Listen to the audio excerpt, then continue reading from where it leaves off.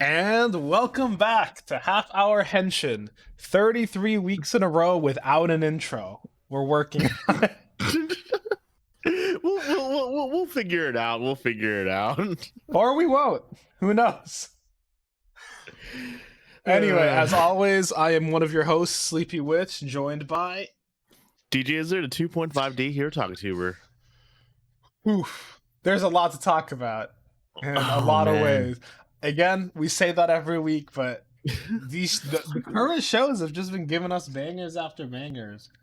Yeah, the thing is, unlike Don Bros, Kingohger actually has has an actual ongoing story that you could actually follow and try to guess stuff with, and Geats is in the middle of its story, which means that there's a lot of stuff to try and guess and predict stuff with. Yeah, we're ramping. We are ramping the fuck up. Oh, I really hope that Geats sticks the landing, considering that next week, next week is the last episode of this quote unquote arc or game, and since we're still at the beginning of Kingohger, we're still in the honeymoon period of it. I really hope it keeps going this well. They weren't lying when they had to reassure everyone, no, we didn't use up all the budget.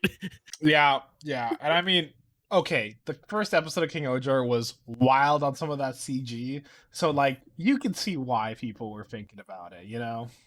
But it's so funny that it's so funny that the production team had to come out and say, no, we didn't use up all the budget. It was so funny. I was everyone was joking around. Oh, watch, yeah. Unkosopa is just gonna be the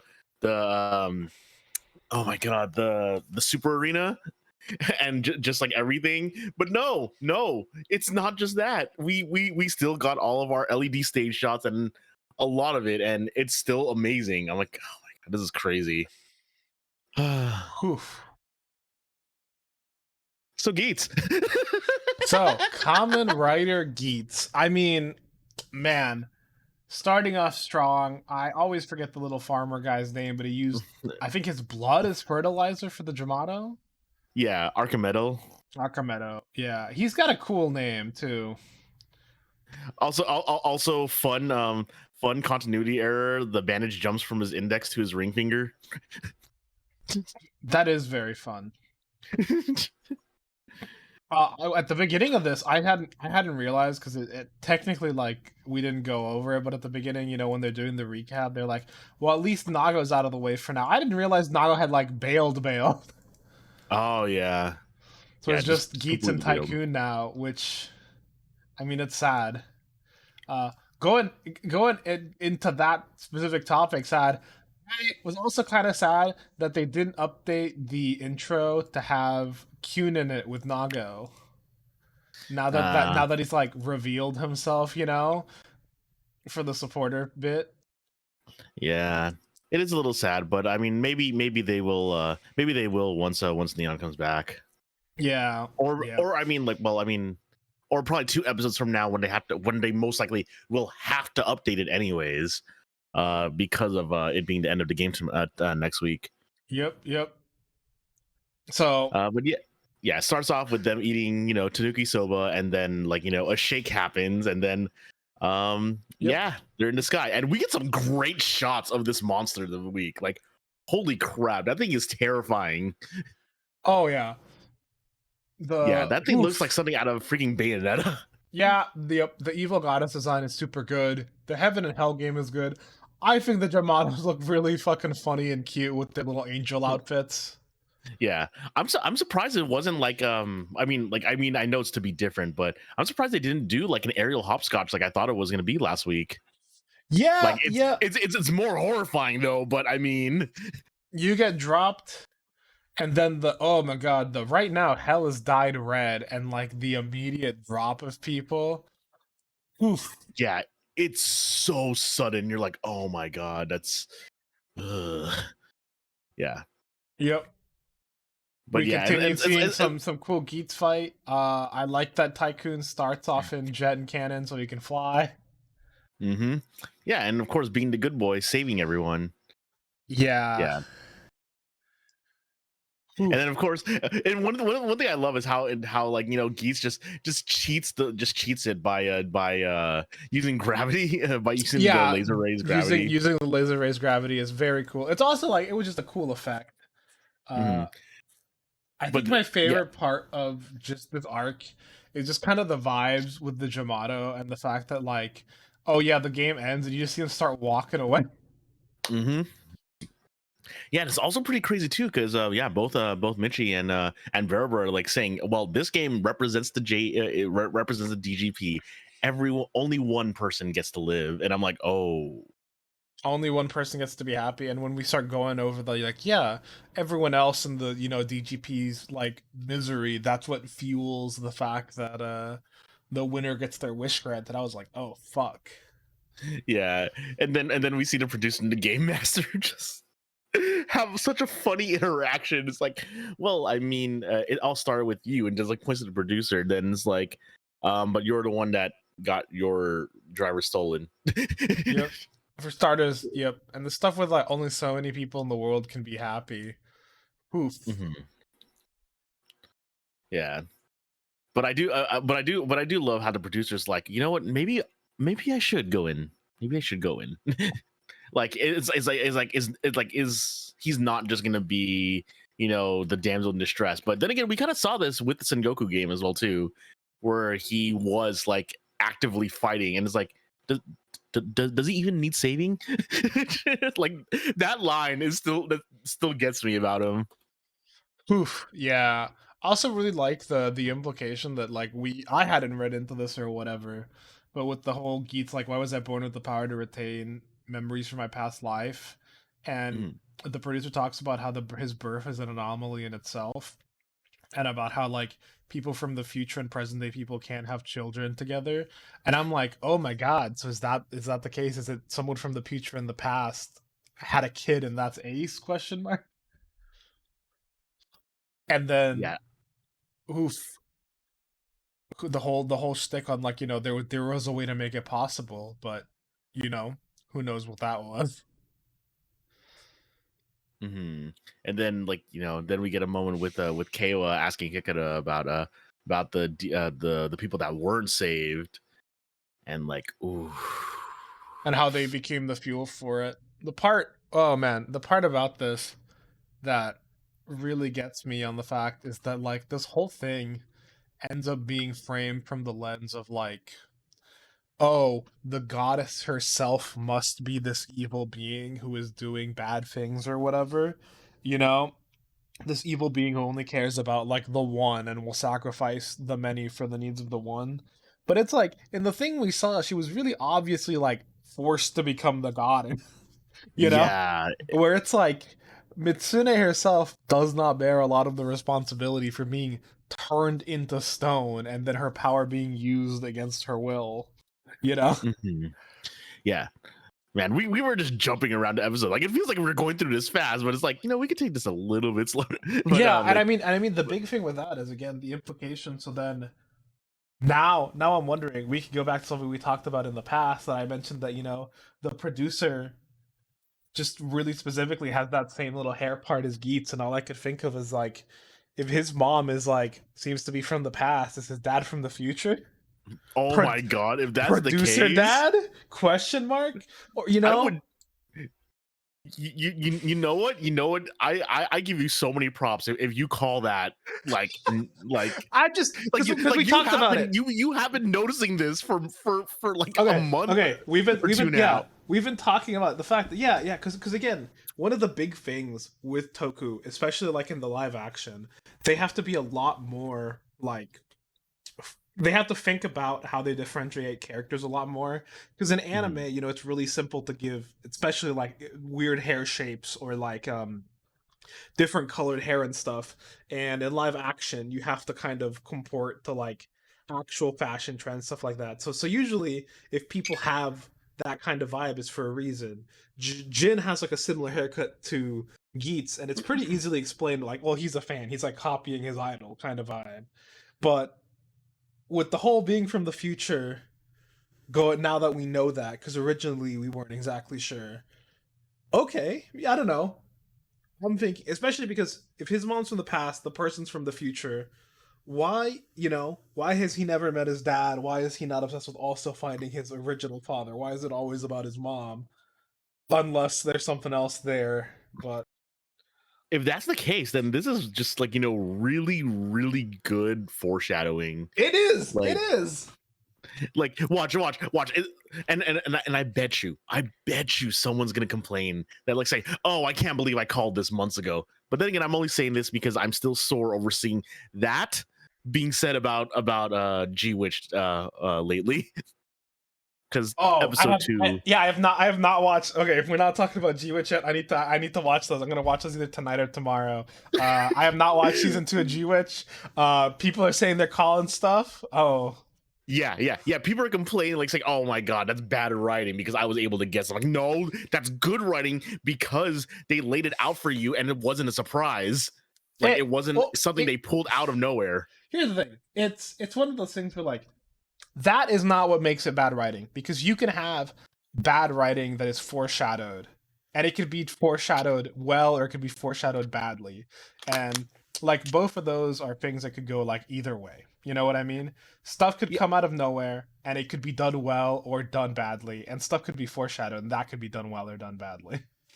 Yeah, like talking about good foreshadowing is pretty much everything that we basically had to that we basically knew about Ace himself. Like we all like said, oh, is he like number one, the jokes about him being Jesus Christ, but just the stuff like like it's like, wow, he's played the game for that long, and then we get the truth. Like it's like because of us knowing about him having played the game and the reason why we know he's played the game for that long lets us accept the ridiculously overpowered nature of boost level 5. Yep. Like stuff like that, it's And also, really good foreshadowing. and I also think it was really good because originally it feels like he pulls Boost 5 out of his ass. Like there was a wish for him that ended up being casted, but it's like Ace himself wouldn't know about that, Yeah. And so you're like, oh, I guess he just kind of pulls it out of his ass, and then you're like, wait, reincarnation. Oh God, does he remember? Does he know?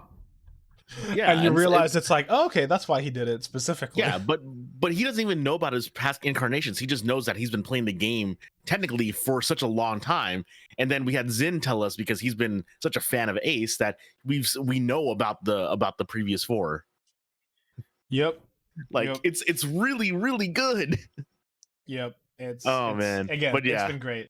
And this, just because we're going back to this, we had the big talk with Naj Sparrow, where he's telling him about how, he's the son of the goddess, and about how everything has been reforged for the winner. And oh man, we get, I want to say, like this. Yeah, and it's kind of messed up too. Yeah, because Keiwa basically had just come off that talk with Kekuro, where it's like Kekuro's like saying, yeah, people's happiness are basically taken away to bank the happiness for the next society. And I'm like, oh, so it's like he's resentful now. Yep. All I'm saying is Keiwa Judas theory is coming true. No, I refuse to believe this one. No, I don't want this one to be true. Actually, no, I think I said this exactly last week. It'll be good writing, but I don't want it to be true. Yeah, and I really Brand this like fight thing between like Ace and Keiwa. Like he's so hurt, even innocent people and kids are getting dragged into this. They wanted nothing to do. I'm not gonna let anyone die no matter what. Yeah. And and after like he saves one person, and that one person just coldly just pushes someone else off. Like, I'm gonna be the one that's happy. Yeah, he saves the girl. And again, he's being so good. Like everyone has an equal right, to that slice of happiness, even if it's just a small slice or whatever. And he switches to ninja. I'll protect everyone's happiness. We get some really good fight choreography, but then yep, we get to see that devastation with the girl pushing someone else and survive. Yeah. And just move it, and ooh, I'm gonna be the last one standing. Kay was shocked. Buffa just basically shows up and Mercy kills him at that point. Yeah, and then even Kekura says, I can't even laugh at this ending," and it's like, Yep. that's so messed up. And then like, and then it ends with Archimedo basically just feeding himself to the Jamato. This was insane. I was wondering how originally. I was like, I wonder how they're gonna do the CG for this. I think doing it with the shadow was a Mhm. really, really good like idea, like both for like budget, but for like, yeah, we don't have to do a bunch of CG work to sell this Yeah. point.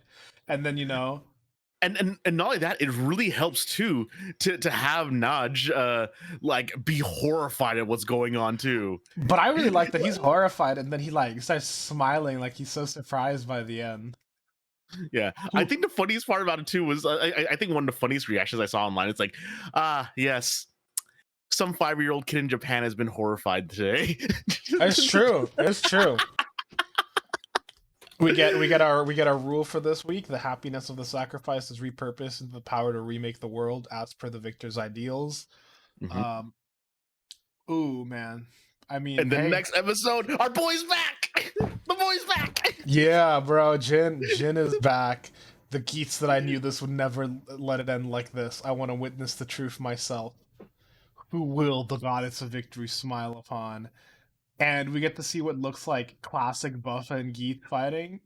Mm-hmm. Because I don't think that buff is even wearing the Jamato belt either. It's like the Magnum Boost versus Zombie, Yeah, which I don't know but I if mean, that's like gonna be a. his body is, yeah, his body's augmented by the Jamato stuff though. Yep. So there's So that I'm too. wondering, but I'm wondering because that could be a flashback to a time when they fought before, maybe. So it could be Yeah, that would actually make sense. it could be the thing where they're interlaying the fight and they're having like the current fight, but we're also seeing an old fight they had to like go with it. Kind of to like show how much things have changed. Because I really liked with the Nago episode where it was just like, you and Baroba are two peas in a pod. Oh man, this is the like, and not only that, it's F now, which basically means that it is the final episode of this arc, unless they do like an E for like extra, like they fool us with that. So They who might do knows an what they'll extra. do? They could always do it like an F part 2 or something too. Yeah, yeah. Like I think they used E in the past, but I don't know. Oh man. So just to cool off, just a quick side note, like so we record these on Tuesdays and we're really sad. That's because we thought that midnight or like today we'd be able to watch Once and Always, but no, that's tomorrow. Damn. Yep. So we will talk about Once and Always next week. I'm super excited. I'm gonna watch that tomorrow for sure. Now, it's really funny because we also record these kind of late at night. So technically, for me, in like 30 minutes, I can go watch Once and Always. Wait, is it? Wait, well, I mean, it said PST for the midnight, so I'm not sure if it's actually going to be Okay. I your didn't. time. Yeah. Yeah.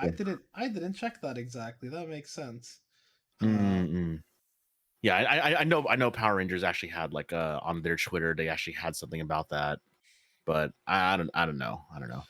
Me going to just check on my Netflix app real quick. Yeah, you check. Oh wait, okay. Let me see here.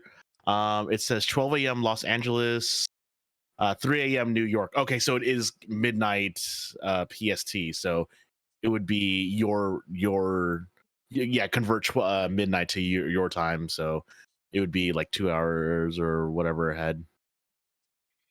Gotcha. Yeah. It still says coming Wednesday for me, so we'll see. We'll see. Well, here's Yeah. the thing. Tomorrow-ish. Tomorrow-ish. Yeah. Tomorrow we'll be able to see this, and we will finally see if yeah. We'll try to see what's going on with everything there, and we'll save that for next week because we'll know. Oh yeah. man. I still really love the like intros to the Kingohger series. I love like doing a little recap and so the story goes. Yeah. I think it's got a really good vibe. Given a little bit almost of like that like Kabuki or Rakugo feel, where it's like we're doing like a historical story. Oh man. So vibes were really there.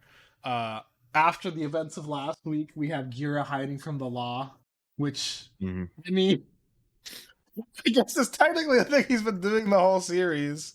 Yeah, it's really funny how that's consistent. Yeah, I do love this opening. Beautiful. And then we see Sassurin and Kuagon fighting. Yep. But Sassurin, like, Sassurin wants to do something. We still have at this point at the beginning, we don't really know what's going on with Sassurin, and it seems like Kuagon is just what's it called? He's just like defending Gira. But yeah, it's so cute. It's so cute how Gira is able to, like, just connect with the gods. It's great. Yep. And having Raklis tell them that Gira sided with Bugnarok, and having that, bro, this extra's going all out. It's true. I saw it happen. I know Gira's true colors. It's so funny. Also, again, going back to that, I fucking love the "I will conquer the world" scene with Tesori from last time. That pitch black that leads into the moon. Like, oof, that scene was so chef's kiss.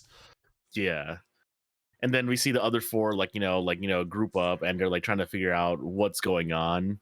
Yep. Wait, sorry. They basically we basically get this basically sidelines both Dabowski and Rita for the episode for the most part, because they need to discuss something which we'll probably find out stuff about later on. But like the main pretty much B plot of the episode is Yama versus Himono, and this entire sequence is hilarious. It's so good. I love. But at the same time, at the same time, it's really, really good. It's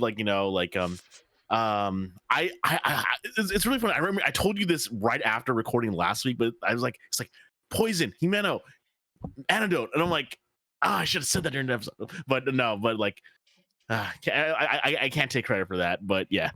Yep. But it's pretty great though. But I love it's basically medicine versus science. Yeah, medicine versus technology. And I love that because it's like they're mechanical, but also they're they're supposed to be like biomechanical, and the way that a lot of I feel like the Zords and mechs in like the in a lot of Sentai series are, where they're not just a mechanical being, they're like a being with actual like agency and its own life and stuff. And I mean, I forgot his name, but the assistant for Yanma basically just like semi roasting like the main three. Why is your rig so tiny? You gotta straighten that hair.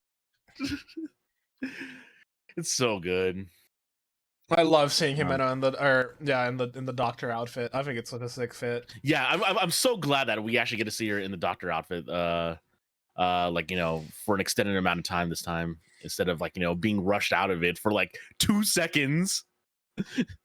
I also love the Bugnarok scene. Again, we've been talking about the possibility of the assistant being the same assistant for Rackles, but like, oh no, I lost the greater spirit, but it has preceded us to give us an even better opportunity. And the Bugnarok Emperor being like, which I no doubt think you plan. Yeah, it's so great. Like, it's so great because it seemed like they got the thing so easily last time, and I'm like, it was part of his plan. Oh no, he's competent. Yeah, and then we actually get a real monster of the week this week. It's not just a big version of one of the enemies. No, we actually have one with a personality. And I love him. Yeah, he's just an army ant, I believe. He's like an army ant. He's wearing a hat. He's short. He's great. It's adorable. Yeah. He's great. He's sending out the scouting forces. Yeah. We basically get a small moment of of how Gira in hiding at the orphanage, as of course, and then like all the kids saying, you don't want to be associated with that weird guy. Yeah, look at the way he laughs, bro. Yeah, I know. It's so funny. I love it. And the guys buy it. They're like, good point. You're right. Yeah, and then we see the extra again. It's Gira. Gira called them here because the scouting force actually starts attacking the city. It's so dumb, but at the same time, I love him. I love that extra. He's my favorite guy right now out of everything. Like just him and that man's acting the hell out of it. Yeah. and then we get a small clash between Inkosupa and Ishbana's forces, and then like then Bro, we get it's so funny. It's so fucking funny. So like, well, haven't you heard ladies first? And then you see the punks try to fucking go in on that shit. Like, what does that have to do with competition? And I love how they're yeah. just like walking up, and the two behind them are like hyping them up. Yeah, it's so great, and then we basically see we see Yanma and Himeno talk, and then of course Himeno finally gives us some backstory, and it's actually really sad. Like it's kind of like it's like what is it? Doctors Without Borders. Essentially, they're basically Doctors Without Borders, and like Yeah, they're like helping everyone out, and like they reassure like even like this hooded figure, and said hooded figure actually just straight up stabs them with God Scorpion's poison when she walked away, and it is like it's brutal. They like almost rot immediately. yeah, you know They what this turn. reminds me of? You know what this reminds me of? Do you remember in Dragon Ball Z when Cell would absorb people? Yes. Yeah, Also, yeah.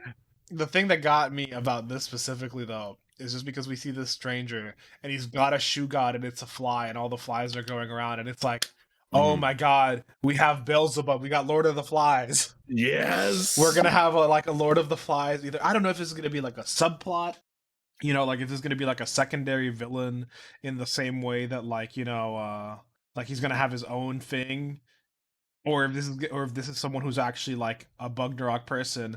But I don't know if you noticed, but I think it might be Rackles or someone related to him. I'm Cause, so tired of this dude. okay, cause I'm gonna be honest. I just think I got really lucky because I have the episode up as we're talking about this, Yeah. and as we see this, uh, Oh, the cuff that shows from yes, his hood. yep, we have I paused it, and he definitely has like a big red cuff. So it might. I don't think that's more what like the advisors are wearing on their Yeah, outfits. So not I Rackles wouldn't be directly, surprised. but Well, regardless, also at that time, Reckless would be. I would think be this actually young. happened around. Yeah, he would be younger. Probably around the time when. Actually, no. This the Fury of the Gods may be also when Gear disappeared, when Gear got kidnapped as well. Oh God! Didn't they say that was like 7 years ago? 7 or 8 Yeah, times. something like Here's that. the thing. I don't think Rackles would be. First of all, he wouldn't be that young because I think Himeno's supposed to be like early 20s, Hmm. 19 or something. Himeno's pretty young, I I mean, think. I don't. I mean, maybe, but at the same time, she looked like she was like 9 or 10 in that. Yeah, like 9 or 10 Yeah, in that yeah. thing. I'm trying But to yeah, remember if they said something about specifically what time the Fury of the Gods thing. Okay, yeah. Sorry. I thought it was only 15 years ago. But 15 years ago, I don't know, with Gira being how he is, I would say 15 years ago Rackles would at least be like 15. okay, maybe. But I mean, yeah, yeah. It may be one of the older advisors. It might be the one that we haven't we really think seen it. much of. The one that the stoic one. Yep. But Yeah. anyway, So bad things pointing to red right now. yeah, but at the same time, what I really like is like that's not gonna get real revenge. That's not real revenge. Like Yanma just like saying, I mean, I may not know my parents, but I know that's not real revenge. Yep. Like, dang. Yeah, And because then it's not who gave the command, and oof, the stuff with I didn't even know my parents. The sadness from losing them's not a privilege I have. yeah. Oof. And then we basically see Gundam show up and basically like start trying to steal God Kabuto. Yep. And Which gives us the thing. I think last time we said we just had big monsters, we didn't have to see them transform, but I guess this one proved that wrong. They can just eat something to transform. yeah, I mean, yeah, it's pretty nice. And what's really great about this is that because the two because Yanma and Himeno have to run off and fight, we basically see Sebastian and Yanma's assistant show up, and they nod their heads because it's like, oh good, we can finally actually get some stuff done. Like they already know, oh, okay, we could finally help each other out. Yeah, I mean they get the go ahead for doing it, and I love fucking Yanma, and that's like, what is Gira doing? And Himeno being like, he's a fugitive. He can't be dumb enough to show up. Gira immediately shows up. It's so good. And then we get the classic delinquent clench your teeth and misses. It's like, why'd you go and dodge me? Why'd you try to hit me? I love these two's rapport so much. They're so dumb. I love them. They're good. He doesn't trust people. I love how bad that punch was too. And then he's this is I told you this scene had me crying those manly tears. The like, you think you can do this all on your own? You spout about us being a crew, but that's what a crew does. We gotta stick together. And then he's just like, wait, does this mean you want to be friends? Huh? Well, I mean, the other thing too, though, it's like you fight each other. I mean, it's like you work together, so you go back to fighting each other after. Yep, and he looks. They turned to the meta, and she's like, "I have nothing to do with this conversation. Don't drag me into this." It's so good. And then all the shoe gods actually come together. Yeah, and they're there. But Himeno actually stays back and talks to Sasarin, and finally makes peace with her. Peace with it. And oh my god, this scene was hilarious by the end of it. It's like, it's like, you want your friend? Wait, she's not just a friend. Yeah. And she's like, as long as you listen to me, I'll say nothing. It was one of those things where it was like, this is super dumb but super cute. Like, yeah, definitely that tokusatsu silliness. Yeah, it's great. And then we basically get like a super fist arm for we got the claw fist arm. What's really funny is that, like, I swear they like this episode they said, oh, you know what, we're gonna show off the individual fingers of the exoskeleton, because they did the curling of the fingers multiple times in this episode in like the span of 3 minutes. Yeah, they did. Like, also, I love the little ant guy. I love watching him try to beat up his own guys and then get destroyed. This whole scene with doing his whole like, it's all fubar, the mission is failed, and he like salutes before he dies. But right before this, we're doing like the fist, and all I could think of when I saw this was like, my fist shines with an awesome power. Its burning grip is telling me to defeat you. Don't say that when I have God Gundam right next to me on my desk right now. I know you got God Gundam. That's what I'm talking. She literally shining fingered this man. She pulled out the claw. She basically did. She did. Anyway, man. But yeah, the gods go off, and then it's like, oh wait, you guys are gonna arrest me now, right? And the bad acting was so cute. It's adorable. I love it so much, and it's like, so I'm under arrest. Oh no, the traitor Gira is fleeing. If only we weren't so tired from fighting, we could have caught him. I love how she's acting, and Yanma's just, he's not even looking away, but his like commander in the background's like acting it out. Yeah. And then they said, so who won? It was a tie. It's so cute. And then we basically end the episode where Rita is at the orphanage. It was Rita and was it just Rita? Okay, yeah, Dabowski wasn't here yet. Yeah, because we know Dabowski is saying something to basically, what is Dabowski doing half the time in this series? Like, I love that we ended that thing on Dabowski. Like, we saw him and he just gives a smile right before he's gonna talk, and I'm like, oh, something dangerous is gonna happen. Yeah. Anyway, The kids are being held against their will, which I don't know. I don't know if that's something Rita's even cool with. We're gonna see how that goes. But next episode, Trial by Combat, Gira versus Rackle. We're gonna see how this goes down. We finally get to see the silver Kuwata. Yeah. Oh, Kuwagata Oger. Oh, Kuwagata Oger. Wow, man. And then I really I wonder just how they can do this. Yeah, also really like that they got the extra still in the crowd. He's out here cheering for Gira's demise.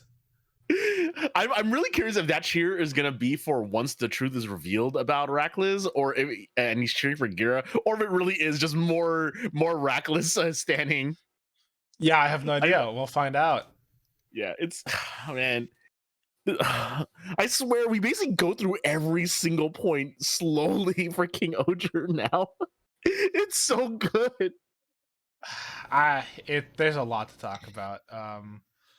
Anyway, so with that, we are basically a bit over 30 minutes. We're like 35. So we will see you guys next week. To talk about to see how that duel went, to see what's going on with Geats. It's probably gonna be another packed week, and we have Power Rangers. Yeah, and we have to do this fast too, so we don't really go over the 30 minutes because once and always. So with that, we will see you next week. Thank you for listening. Later. This program is brought to you by our unending love of tokusatsu. If you enjoyed the show, please be sure to like and subscribe. And hit the bell for notifications. And if you would like to support us further, consider becoming a patron at our Patreon, Half Hour Henshin. You can get some exclusive benefits, such as your name in the credits and joining our sticker club. Or, if you want to help with a one-time donation, you can also find us at Ko-fi at Half Hour Henshin. You can email us with any questions or theories at halfhourhenshin@gmail.com or on Twitter at halfhourhenshin.